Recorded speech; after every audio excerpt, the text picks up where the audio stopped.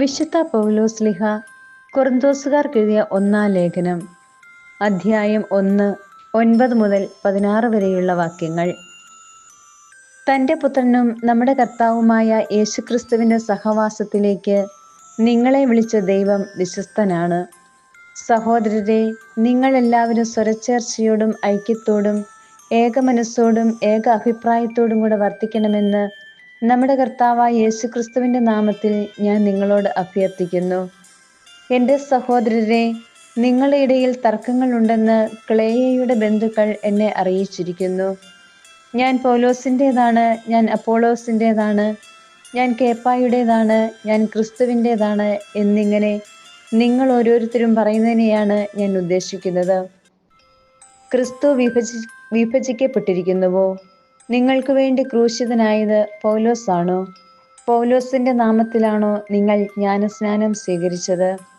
ക്രിസ്പോസിനെയും ഗായോസിനെയും അല്ലാതെ നിങ്ങളിൽ മറ്റാരെയും ഞാൻ ജ്ഞാനസ്നാനപ്പെടുത്തിയിട്ടില്ല എന്നതിൽ ദൈവത്തിന് നന്ദി പറയുന്നു.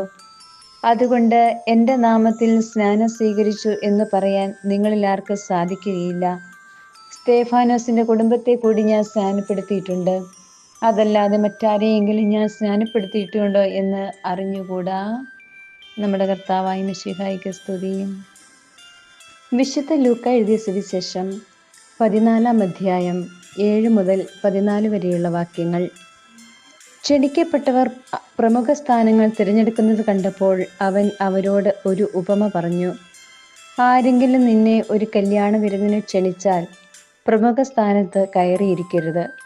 ഒരുപക്ഷെ നിന്നേക്കാൾ ബഹുമാന്യനായ ഒരാളെ അവൻ ക്ഷണിച്ചിട്ടുണ്ടായിരിക്കും.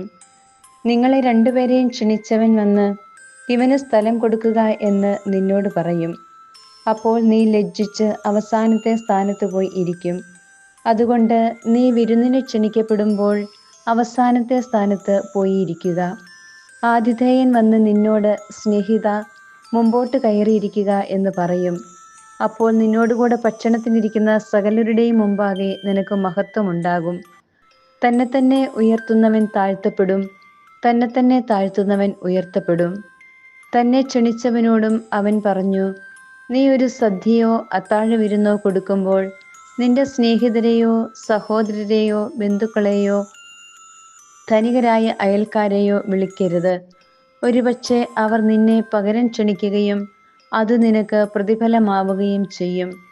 എന്നാൽ നീ സദ്യ നടത്തുമ്പോൾ ദരിദ്രർ, വികലാംഗർ, മുടന്തർ, കുരുടർ എന്നിവരെ ക്ഷണിക്കുക.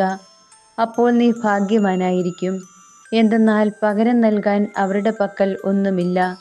നീതിമാന്മാരുടെ പുനരുത്ഥാനത്തിൽ നിനക്ക് പ്രതിഫലം ലഭിക്കും. നമ്മുടെ കർത്താവായ മിശിഹായ്ക്ക് സ്തുതി.